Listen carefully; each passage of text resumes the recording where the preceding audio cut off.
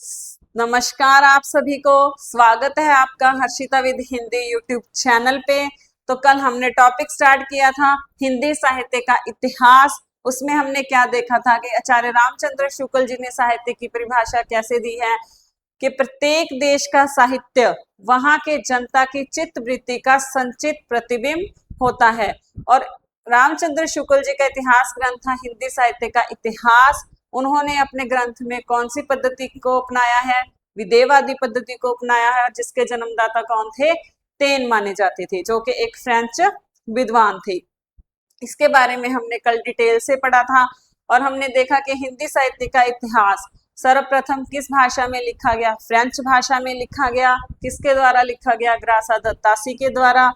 और शिव सिंह सेंगर जो कि दूसरे विद्वान थे जिन्होंने हिंदी साहित्य का इतिहास लिखने का प्रयास किया और पहले भारतीय विद्वान थे जिन्होंने हिंदी में अपना इतिहास ग्रंथ लिखा, शिव सिंह सरोज के नाम से। और हमने पढ़े थे जॉर्ज इब्राहिम ग्रेसन, जिनका ग्रंथ था the modern vernacular literature of northern Hindustan.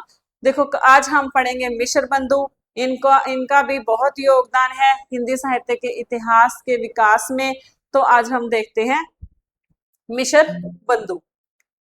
मिश्र बंधु कौन थे? मिश्र बंधु ब्राह्मण परिवार के मिश्र गोत्र के 3 भाई थे, श्याम बिहारी, गणेश बिहारी और सुखदेव बिहारी। इन दिनों इनसे रिलेटेड पिछले पेपर में क्वेश्चन आ चुका है, उसके बारे में भी हम बात करेंगे। मिश्र बंधु देखो, मिश्र बंधु गोत्र में रहने वाले 3 भाइयों ने मिलकर हिंदी साहित्य इतिहास लेखन की परंपरा का विकास किया। इन तीनों भाइयों के नाम थे गणेश बिहारी मिश्र, श्याम बिहारी मिश्र और सुखदेव बिहारी मिश्र। रचना कौन सी थी इनकी? और इनका जो क्वेश्चन आया था, क्वेश्चन ऐसे आया था कि इनमें से कौन से मिश्र बंधु में शामिल नहीं है। और हमारे पास ऑप्शन थी, एक और ऑप्शन दी हुई थी, वो थी कृष्ण बिहारी मिश्र। ऐसे करके उन्होंने 4th ऑप्शन डाल दी थी। तो इसमें देखो कई बार हमें याद होता है फिर भी कंफ्यूजन हो जाती है कि कृष्ण बिहारी मिश्र तो होंगे, पर नहीं, कृष्ण बिहारी मिश्र नहीं है। आपको ध्यान रखना है कौन कौन से हैं? गणेश, श्याम, सुखदेव, ये तीनों क्या है? मिश्र बंधु। रचना क्या है? मिश्र बंधु विनोद, जो कितने भागों में प्रकाशित हुई थी? 4 भागों में प्रकाशित हुई थी। पहले 3 भाग कब प्रकाशित हुए? 1913 ईस्वी में। और चौथा भाग है कब प्रकाशित हुआ था? 1934 ईस्वी में। देखो इसमें से भी क्वेश्चन आ सकता है कि मिश्र बंधु विनोद का दूसरा भाग कब प्रकाशित हुआ? तो दूसरा भाग कब प्रकाशित हुआ? 1913 ईस्वी को। तीसरा भाग भी 1913 ईस्वी को। कई बार दूसरा सुन के हम 1934 पे चले जाते हैं, तो उस बात का हमें ध्यान रखना है। प्रकाशन कहाँ से करवाया गया था? हिंदी ग्रंथ प्रचारक मंडली खांडवा का प्रयाग के द्वारा इंडियन प्रेस प्रयाग से इसका प्रकाशन करवाया गया था। इसकी विशेषताएं क्या है? इस पुस्तक में लगभग 5000 कवियों को स्थान दिया गया है। वास्तविक संख्या कितनी है? 4591। देखो अगर लगभग पूछा जाए तो 5000 कवि है, लेकिन अगर वास्तविक संख्या की बात की जाए तो कितनी है? 4591। आपको पिछले कवि याद है? तो जॉर्ज ग्रेसन, ग्रासा दत्तासी के ग्रंथ में कितने कवि थे? ग्रासा दत्तासी के ग्रंथ में कितने कवि थे? उसमें थे हमारे 738 कवि। और शिव सिंह सरोज के ग्रंथ में कितने कवि थे? शिव सिंह सरोज ग्रंथ है जो शिव सिंह सेगर का, उसमें कितने कवि थे? उसमें थे हमारे 103 कवि थे। और जॉर्ज इब्राहिम ग्रेसन में कितने कवि थे?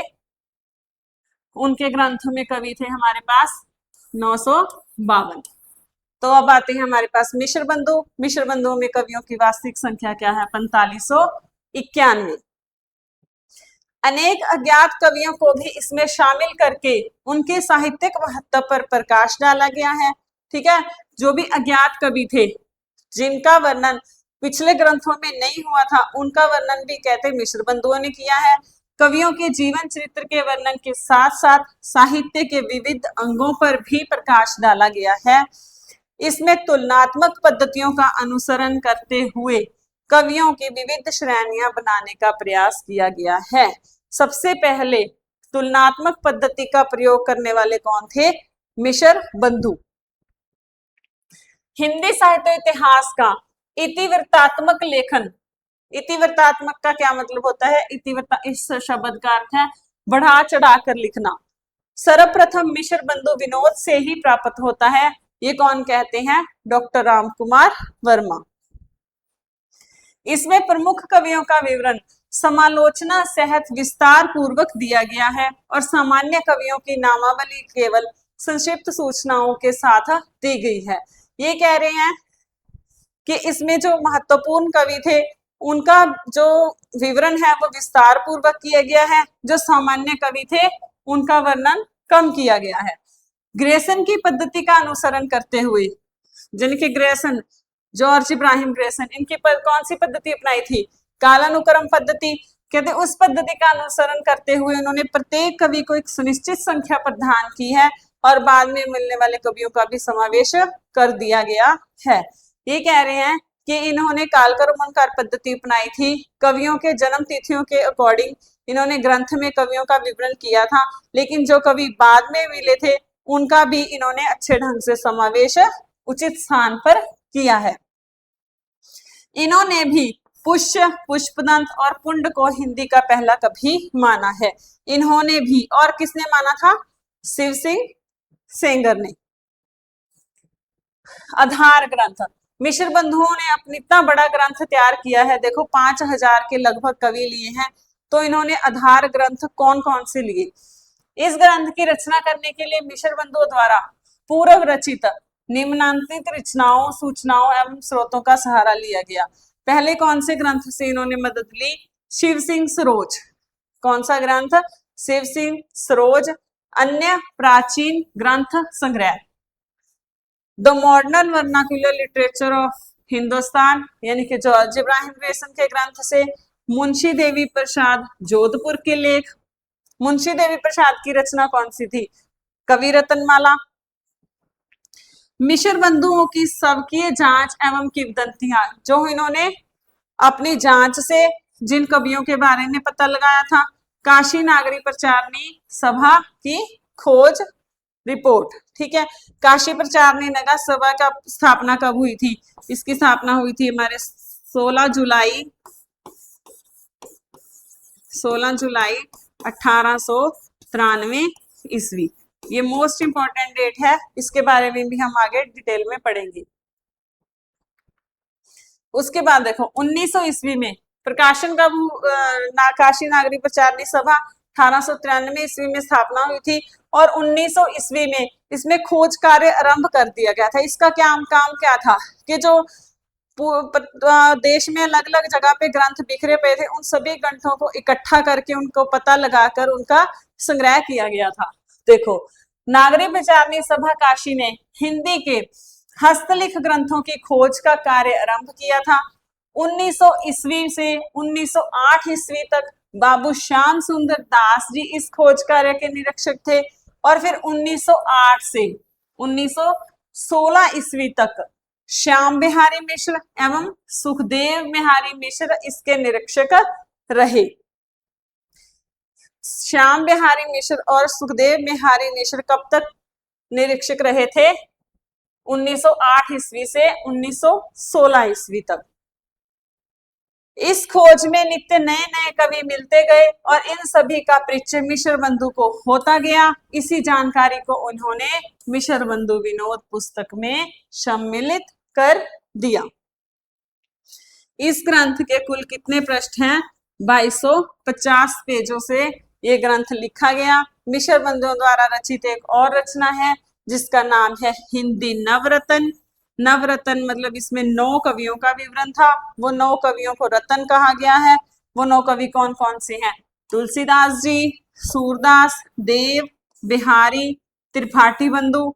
इसमें भूषण और मतीराम आ जाते हैं। केशव, बिहारी, चंद बरदाई और हरीश चंद्र यानी भारतेंदु हरीश चंद्र।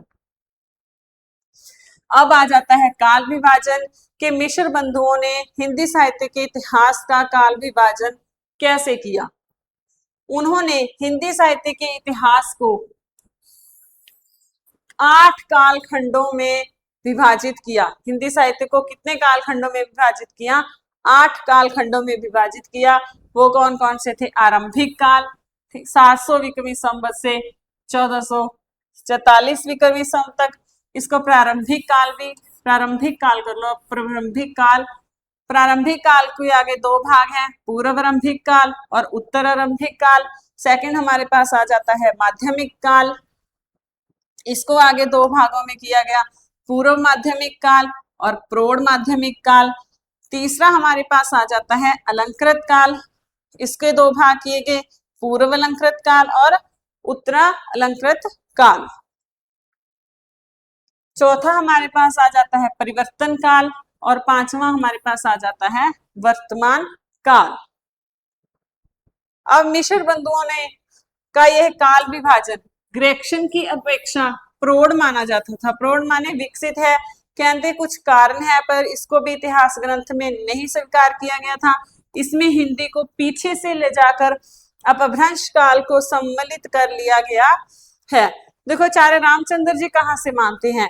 1050 विक्रमी संवत से मानते हैं। इन्होंने कहाँ से माना है? 700 विक्रमी संवत से। कहते हैं इन्होंने अपभ्रंश भाषा का काल भी है जो इसमें सम्मिलित कर लिया है।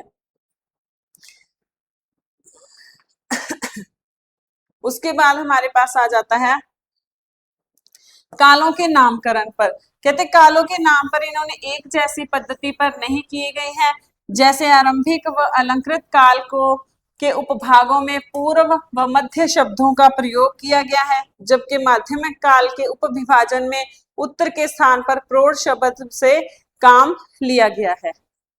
देखो ये क्या कह रहे हैं? ये कह रहे हैं कि मिश्र बंधुओं ने जो काल विभाजन किया है उसके अध्यायों का नाम है जो वो वैज्ञानिक नहीं रखा है। कैसे? देखो ये कहते हैं कि प्रारंभिक काल को इन्होंने कैसे बांटा? पूर्व और उत्तर में बांट दिया और माध्यमिक काल में पूर्व और उत्तर की जगह पे प्रौढ़ शब्द ले लिया, जो कि सही नहीं है। और ये आदि काल को क्या कहकर पुकारते हैं? प्रारंभिक काल। भक्ति काल को क्या कहते हैं? माध्यमिक काल। और रीति काल को क्या नाम देते हैं? अलंकृत काल। और आधुनिक काल को क्या नाम देते हैं? ये वर्तमान काल। और इन्होंने रीति काल और वर्तमान काल के बीच का भी एक काल माना है परिवर्तन काल। और आचार्य रामचंद्र शुक्ल जी, अब आचार्य रामचंद्र शुक्ल जी ने मिश्र बंधु विनोद पुस्तक को क्या कहा है? बड़ा भारी कवि व्रत संग्रह। क्या कहकर पुकारा है? बड़ा भारी कवि व्रत संग्रह या प्रकांड कवि व्रत संग्रह कहकर पुकारा है। तथा उन्होंने मिश्र बंधुओं को परिश्रमी संकलनकर्ता कहकर भी पुकारा है।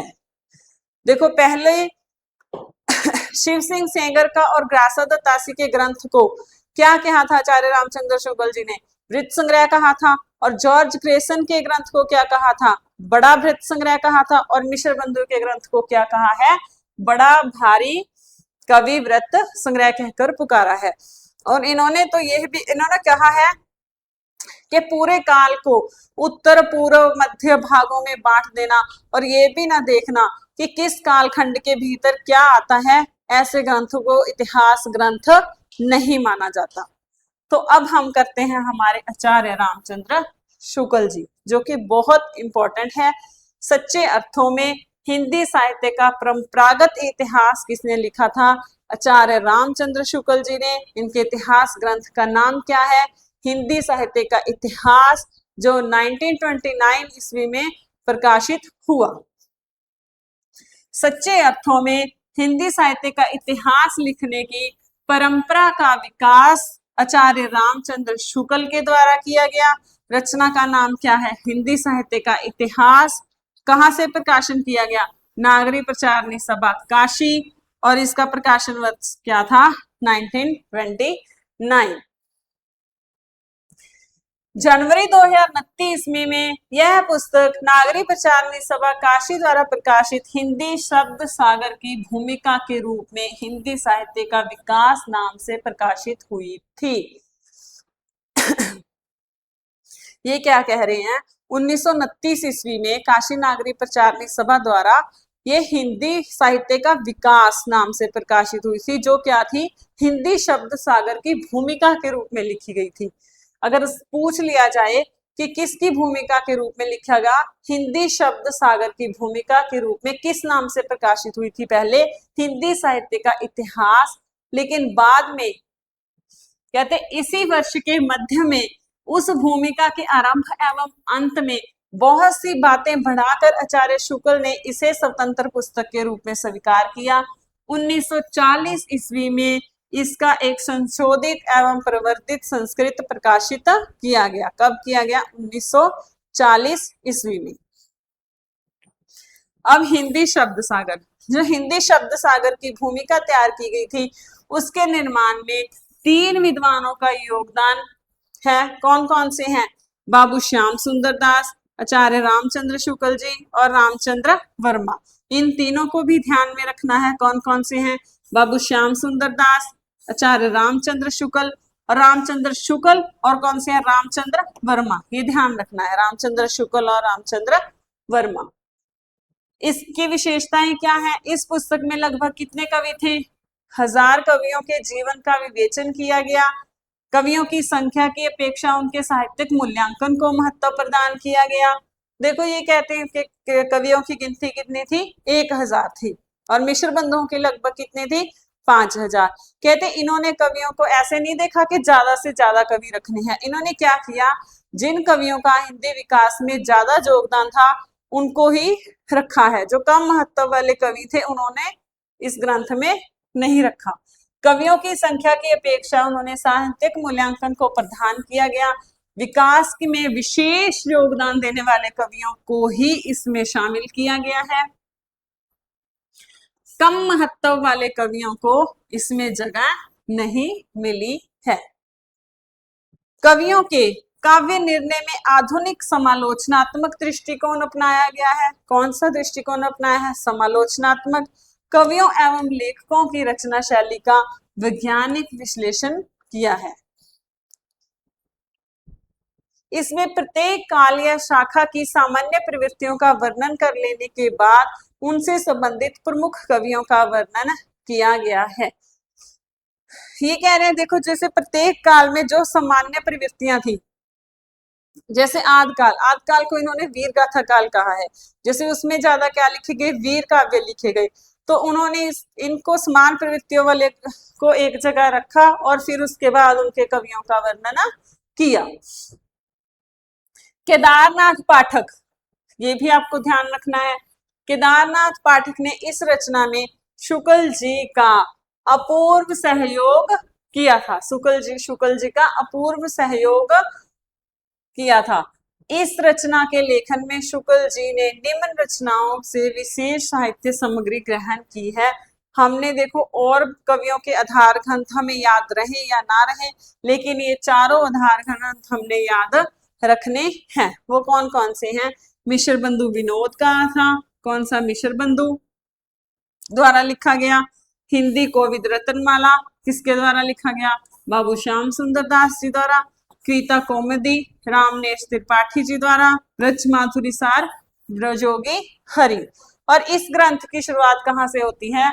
इस ग्रंथ की शुरुआत होती है सिद्धों की वानियां से। काल विभाजन। अब आचार्य रामचंद्र शुक्ल ने अपने ग्रंथ में हिंदी साहित्य का काल विभाजन कैसे किया? इन्होंने 900 सालों को कैसे बांटा? 900 सालों के इतिहास को 4 भागों में बांटा। वो कौन कौन से थे? आदिकाल, भक्तिकाल, रीतिकाल और आधुनिक काल। आचार्य शुक्ल ने हिंदी साहित्य के 900 वर्षों के इतिहास को निम्न 4 सुस्पष्ट काल खंडों में वर्गीकृत किया है, जो आज तक भी लगभग सभी इतिहासकारों द्वारा मान्य किया जाता है। पहला हमारे पास आ जाता है वीर गाथा काल, जिसको क्या कहते हैं? आदिकाल। देखो सब आदिकाल को सबसे पहले आदिकाल कहने वाले कौन थे? हजारी प्रसाद द्विवेदी। और अगर पूछा जाए कि आचार्य रामचंद्र शुक्ल जी ने आदिकाल को क्या नाम दिया है, तो इन्होंने कहा है वीर गाथा काल। क्यों कहा है? कहते क्योंकि इसमें वीर काव्य ज्यादा लिखे गए। कब से माना है? विक्रमी संवत 1050 से विक्रमी संवत 1375 तक। देखो ये विक्रमी संवत में है, आपको ध्यान रखना है। अगर आपसे ईस्वी में पूछ लिया जाए तो ईस्वी तो क्या करना है, विक्रमी संवत में से 57 माइनस कर देने हैं, तो हमारे पास क्या आ जाएगा, विक्रमी ईस्वी ईस्वी आ जाएगा। तो ये कितने ईस्वी हो गया, ये कितने से मानते हैं, 993 ईस्वी से कब तक मानते हैं, 1318 ईस्वी तक। कब मानते हैं, 1318 ईस्वी तक। अगर हमें ईस्वी में दिया होगा तो उसमें हम 57 ऐड कर देंगे और हमारे पास क्या आ जाएगा, विक्रमी संवत आ जाएगा। इस चीज का ध्यान रखना है कि पूछा कैसे जा रहा है, विक्रमी संवत में पूछा जा रहा है या ईस्वी में पूछा जा रहा है। अब वीर गाथा काल के दो भाग किए हैं इन्होंने, अपभ्रंश काल या प्राकृत भाषा हिंदी काल, 1050 से 1200 विक्रमी संवत तक है, और दूसरा हमारे पास आ जाता है वीर गाथा काल 1200 से 1375 ईस्वी तक। सेकंड हमारे पास आ जाता है पूर्व मध्यकाल। पूर्व मध्यकाल किसको कहा है इन्होंने, भक्ति काल को क्या कहा है, पूर्व मध्यकाल कहा है, जिसका विक्रमी संवत 1375 से 1700 तक। अगर इसका ईस्वी निकालना हो तो क्या करोगे, 57 माइनस कर दोगे। उत्तर मध्यकाल किसको, रीतिकाल को क्या कहते हैं, ये उत्तर मध्यकाल विक्रमी संवत 1700 से विक्रमी संवत 1900 तक। और गद्य काल, आधुनिक काल को इन्होंने क्या कहा है, गद्य काल, विक्रमी संवत 1900 से विक्रमी संवत 1984 ईस्वी तक। देखो इन्होंने आधुनिक काल को दो भागों में बांटा है, पहला है गद्य और दूसरा है पद्य। गद्य और पद्य।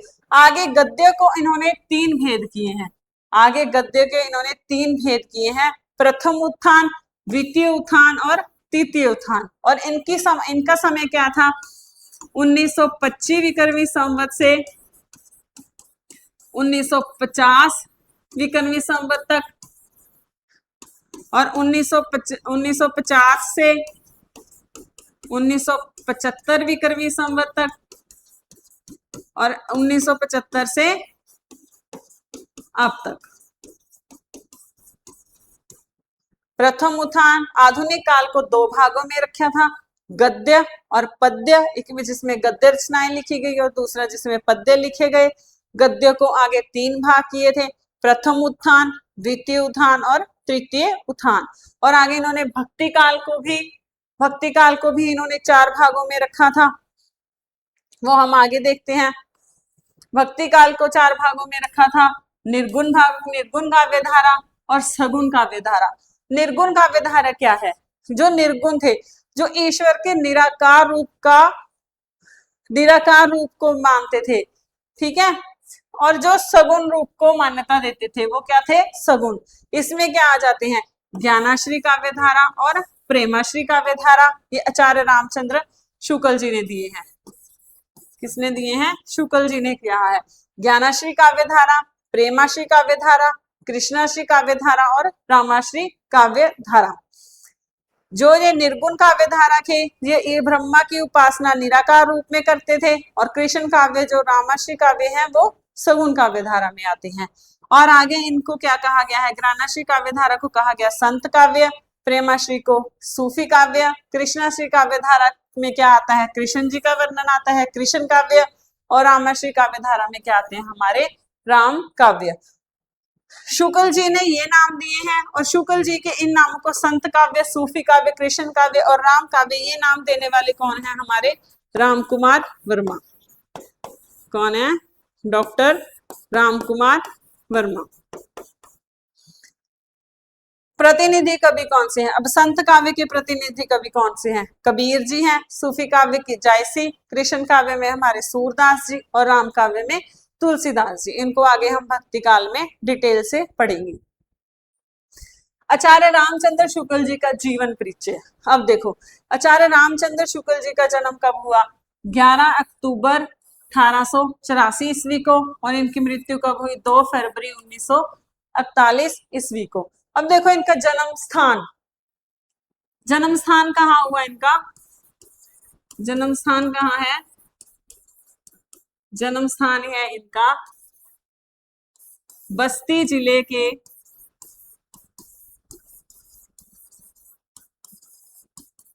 जिले के अगोना गांव में।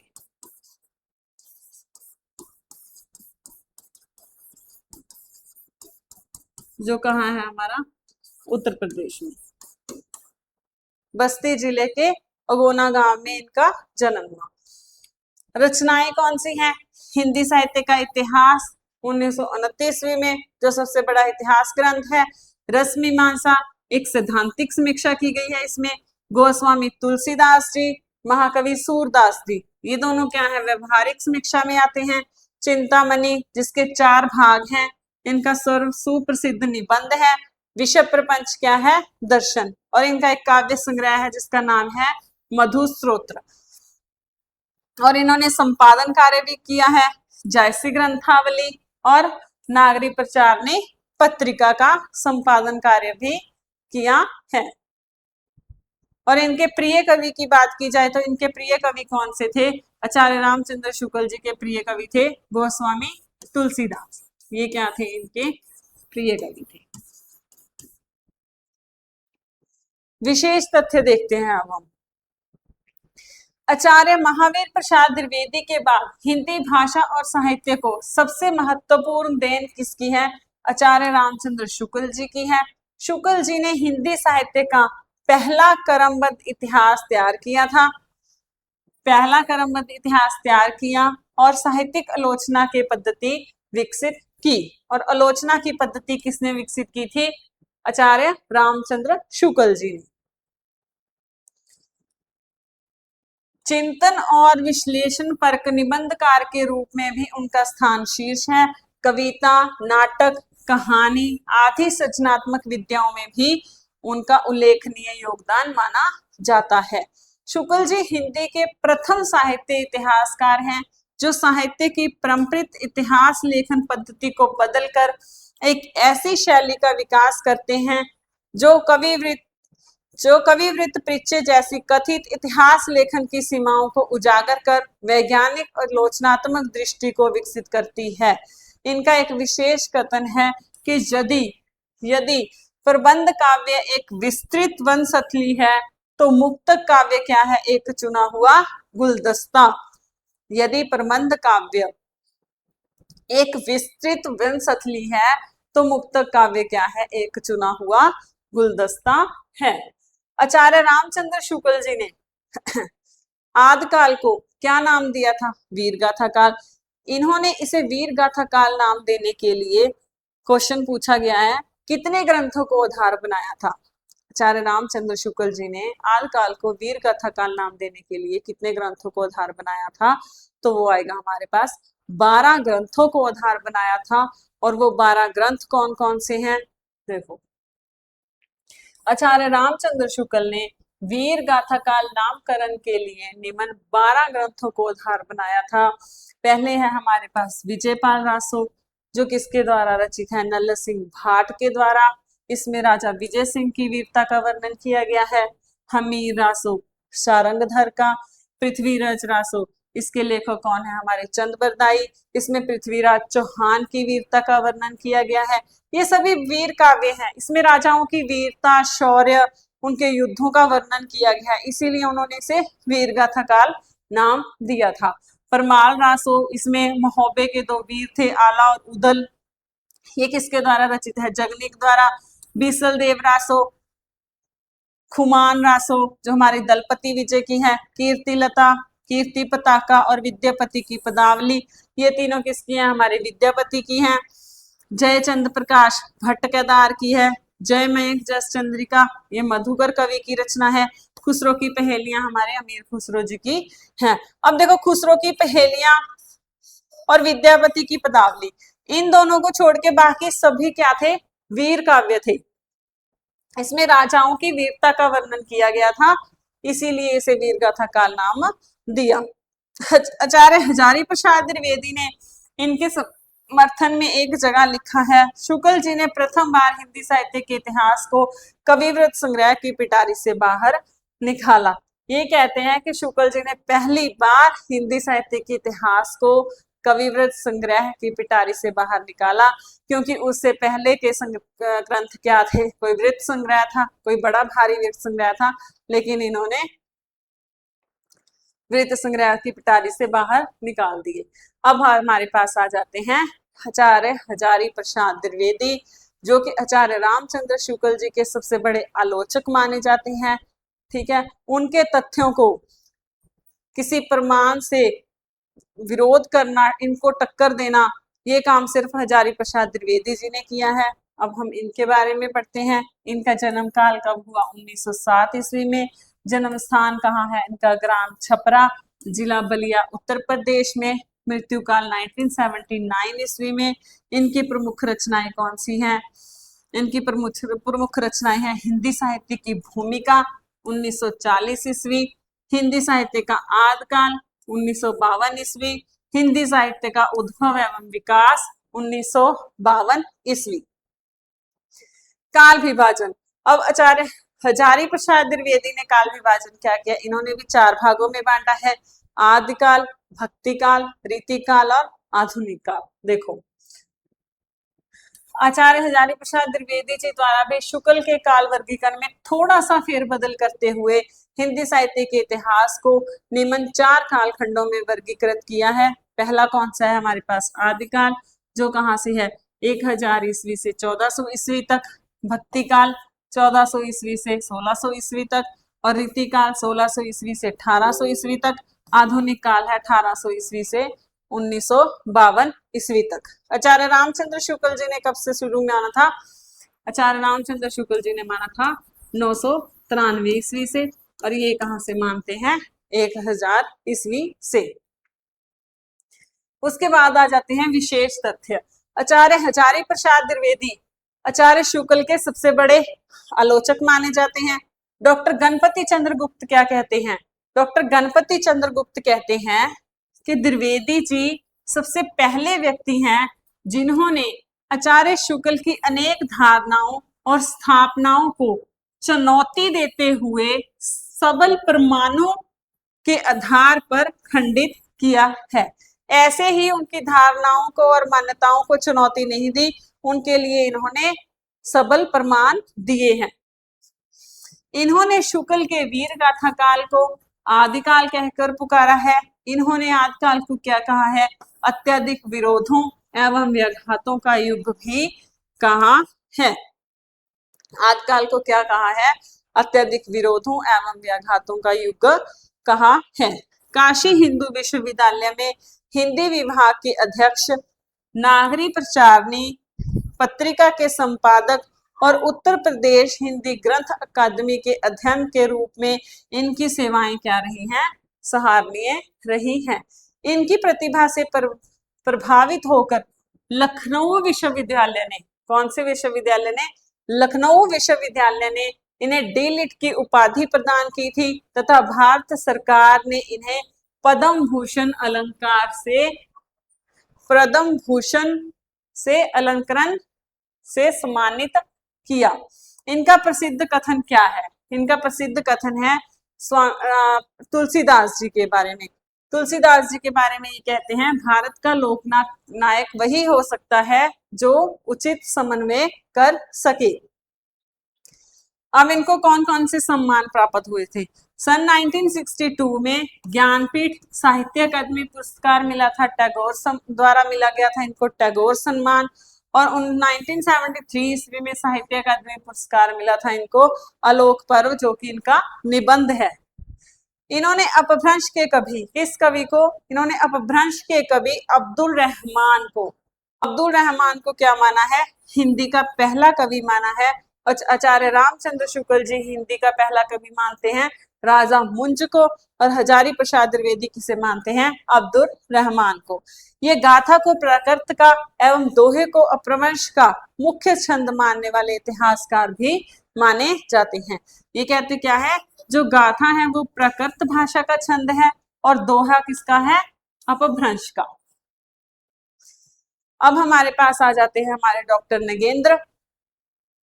इनका जन्म हुआ 1915 को, मृत्यु काल कब थी इनकी, 27 अक्टूबर 999 ईस्वी को। रचनाएं कौन कौन सी लिखी हिंदी साहित्य का इतिहास 1973 ईस्वी, और लिखा गया रीति काव्य की भूमिका।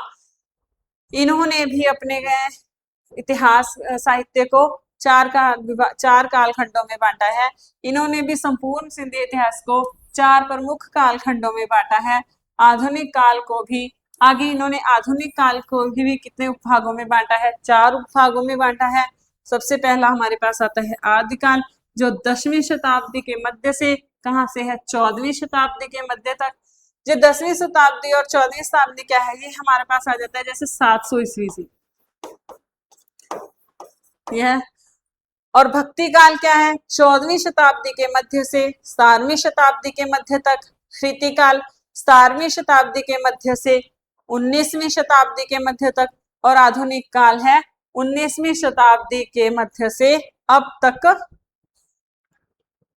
आधुनिक काल, अब इन्होंने आधुनिक काल को भी आगे चार भागों में बांटा है। वो कौन कौन से हैं? वो है हमारे भारतेंदु युग, द्विवेदी युग, देखो पूर्ण जागरण काल, भारतेंदु काल, यानी कि भारतेंदु हरिश्चंद्र के नाम पर ही इस काल का नाम पड़ा है। वो क्या है? भारतेंदु काल। और इसको क्या कहा जाता है? पुनर्जागरण काल। ये कब शुरू हुआ? 1857 ईस्वी से 1900 ईस्वी तक। और सेकंड आ जाता है जागरण सुधार काल। जागरण सुधार काल कौन सा है? द्विवेदी काल, जो महावीर प्रसाद द्विवेदी के नाम से, जिनका नाम पड़ा, किसके नाम से? महावीर प्रसाद द्विवेदी, उसका नाम पड़ा द्विवेदी काल, जिसको जागरण सुधार काल भी कहते हैं। इसकी समय सीमा है 1900 ईस्वी से 1918 ईस्वी तक।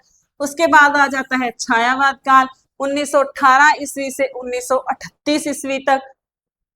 फिर आ जाता है हमारे पास छायावादोत्तर काल, यानी कि छायावाद के बाद जो काल आता है हमारा प्रगतिवाद काल, प्रयोगवाद काल, जिसमें अंग्रेज भी आए थे, तार सप्तक आए थे। प्रगति प्रयोग काल 1938 ईस्वी से 1953 ईस्वी तक। और नवलेखन काल यानी हमारी नई कविता का काल जो शुरू हो जाता है 1953 से, जो अब तक चल रहा है। अब हम देख लेते हैं इसके विशेष तथ्य। कहते इन्होंने क्या किया? 1948 ईस्वी में रीति काव्य की भूमिका और महाकवि देव के विषय पर शोध उपाधि प्राप्त की थी। किनकी बात कर रहे हैं हम? डॉक्टर नगेंद्र की।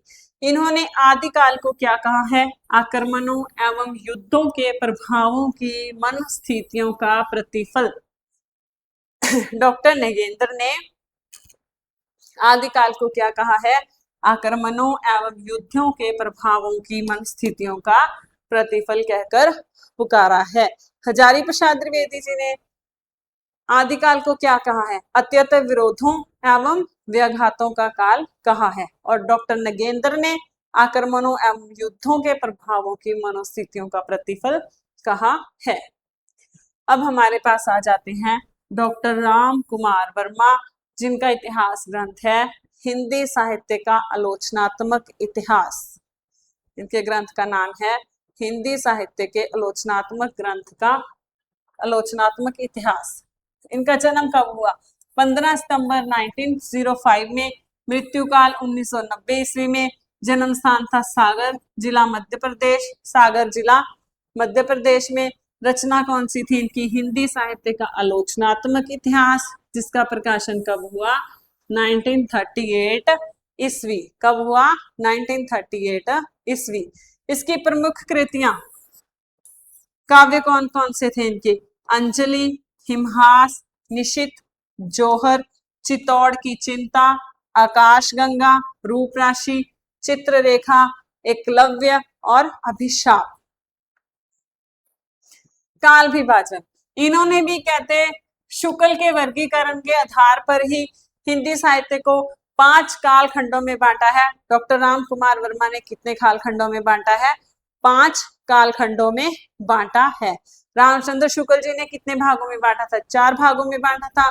हजारी प्रसाद द्विवेदी जी भी ने 4 भागों में बांटा था।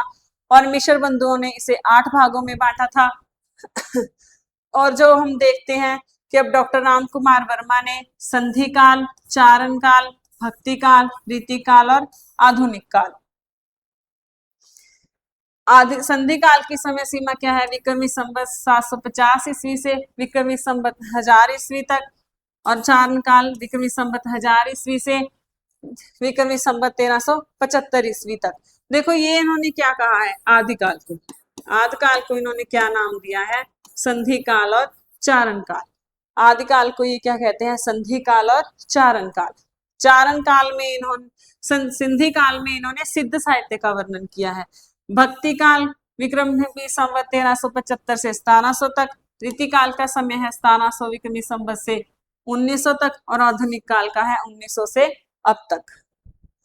विशेष तथ्य, इनकी रचनाओं में 693 ईस्वी से 1693 ईस्वी तक की काल अवधि तक का ही वर्णन किया गया है। अर्थात यह कहते एक अधूरी रचना है जिसमें सिर्फ आदिकाल एवं भक्ति काल का ही उल्लेख मिलता है, तो इसको क्या माना गया है? एक अधूरी रचना माना गया है। इसमें शुक्ल के वीर गाथा काल को, इन्होंने शुक्ल के वीर गाथा काल को क्या कहा है? चारण काल, एवं उससे पूर्व के काल को संधि काल कहकर पुकारा है। संधि काल में अपभ्रंश की रचनाओं का समावेश किया है। देखो क्योंकि ये 750 विक्रम ईस्वी से मानते हैं, तो इन्होंने क्या है? अपभ्रंश काल को भी इसी में सम्मिलित कर लिया है। अपभ्रंश की बहुत सारी सामग्री से समेट लेने के कारण यह अपभ्रंश के पहले कवि स्वयंभू को मान बैठे हैं। स्वयंभू क्या थे? हमारे अपभ्रंश के कवि थे, लेकिन इन्होंने स्वयंभू को, अपभ्रंश के पहले कवि कौन माने जाते हैं? स्वयंभू, लेकिन डॉक्टर राम कुमार वर्मा ने स्वयंभू को हिंदी का पहला कवि मान लेने की भूल कर बैठे हैं। इन्होंने भक्ति काल की निर्गुण ज्ञानाश्री काव्य धारा को संत काव्य, निर्गुण ज्ञानाश्री काव्य धारा, ये नाम किसने दिया है? चाहे रामचंद्र शुक्ल जी ने, और उसको संत काव्य किसने कहा है? डॉक्टर राम कुमार वर्मा ने। एवं प्रेमाश्री काव्य धारा को सूफी काव्य कहकर पुकारा है। इन्होंने संधि काल के अंतर्गत किसे रखा? सिद्ध साहित्य तथा जैन साहित्य का विवेचन किया, और चारण काल के अंतर्गत क्या रखा? डिंगल साहित्य का विवेचन किया है। इनकी रचना कितने प्रकरणों में है? 16 प्रकरणों में विभाजित की गई है। कितने प्रकरणों में? 16 प्रकरणों में विभाजित की गई है। ये छायावाद की लघुत्रयी के संस्थापक माने जाते हैं। किसके संस्थापक माने जाते हैं? लघुत्रयी के संस्थापक माने जाते हैं। ये हिंदी में एकांकी विद्या के जनक माने जाते हैं, और एकांकी सम्राट, ये देखो डॉक्टर राम कुमार वर्मा को क्या कहा जाता है? एकांकी सम्राट। और इनको महादेवी वर्मा एवं भगवती चरण वर्मा के साथ छायावाद की लघुत्रयी समूह में भी स्थान दिया जाता है। हाँ देखो, इनको महादेवी वर्मा, भगवती चरण वर्मा और डॉक्टर राम कुमार वर्मा, इनको क्या कहा जाता है? छायावाद की लघुत्रयी। अब ये क्या है? डॉक्टर राम कुमार वर्मा क्या है? एकांकी सम्राट हैं। तो इनकी कुछ प्रसिद्ध एकांकियां हैं: बादल की मृत्यु, जौहर, रेशमिटाई, अभिशाप, दीपदान और पृथ्वीराज की आंखें। जो बादल की मृत्यु है वो प्रथम एकांकी भी मानी जाती है। अब आते हैं हमारे पास डॉक्टर रमाशंकर शुक्ल रसाल। इनके हिंदी साहित्य इतिहास का ग्रंथ है हिंदी साहित्य का इतिहास। प्रकाशन वर्ष कब है? 1931 ईस्वी। इन्होंने साहित्य इतिहास ग्रंथ को कितने भागों में बांटा? 3 भागों में बांटा, वो हम देख लेते हैं। देखो, इन्होंने संपूर्ण हिंदी साहित्य इतिहास को 3 मुख्य कालखंडों में बांटा है, और प्रत्येक के 2-2 नाम रखकर प्रत्येक को 2-2 उपभागों में विभाजित किया है। कहते पहले इन्होंने 3 कालखंडों में बांटा, और उसके बाद प्रत्येक को 2-2 भागों में बांटा। पहला आता है आदिकाल। इन्होंने आदिकाल को क्या नाम दिया है? हिंदी साहित्य की बाल्य अवस्था। क्या नाम दिया है? हिंदी साहित्य की बाल्य अवस्था। आगे 2 भाग कौन से किए हैं? पूर्वार्धाधकाल और उत्तरार्धाधकाल। फिर दूसरा आता है मध्यकाल। मध्यकाल को इन्होंने क्या नाम दिया है? हिंदी साहित्य की किशोर अवस्था। इनको 2 भागों में बांटा है, पूर्वार्ध मध्यकाल और उत्तरार्ध मध्यकाल। तीसरा हमारे पास आ जाता है आधुनिक काल, हिंदी साहित्य की युवावस्था। आधुनिक काल क्या है? हिंदी साहित्य की युवावस्था। इसके आगे 2 पार्ट किए हैं, परिवर्तन काल और वर्तमान काल। इन्होंने आदिकाल को और क्या नाम दिया है, जय काव्य काल, और रीतिकाल को कला काल कहकर पुकारा है। इनकी दो और अन्य रचनाएं हैं, वो कौन कौन सी हैं, साहित्य प्रकाश और साहित्य परिचय। अब हम बढ़ते हैं हमारे डॉक्टर गणपति चंद्र गुप्त। गणपति चंद्र गुप्त का जन्म हुआ 15 जुलाई 1928 ईस्वी में, ग्राम मंडा सुरेरा, जिला सीकर, राजस्थान में। इनके ग्रंथ का नाम है हिंदी साहित्य का वैज्ञानिक इतिहास, जिसका प्रकाशन हुआ 1965 ईस्वी में। इन्होंने भी संपूर्ण साहित्य इतिहास को 4 भागों में बांटा है। वो 4 कौन कौन से हैं, प्रारंभिक काल, प्रारंभिक काल पहले भी आया था।